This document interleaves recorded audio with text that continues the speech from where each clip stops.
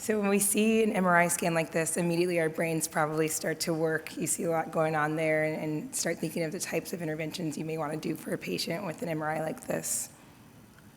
So first you start thinking of the possible pain generators. You see some degenerative disc disease, motic changes, which may make you think of the basivertebral nerve, spinal stenosis.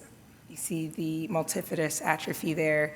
So there's a lot going on with the spine, and there's a lot of options that we have, especially today with the many procedures that we're able to do for patients, from injection therapy to our minimally invasive spine therapies. So how do we figure out what to do for this patient in order to narrow down that number of procedures to the right one for this particular patient? The first thing I would start with is looking at patient-specific factors. So what is the patient telling you in their history? What is their physical exam like? What is their MRI imaging like?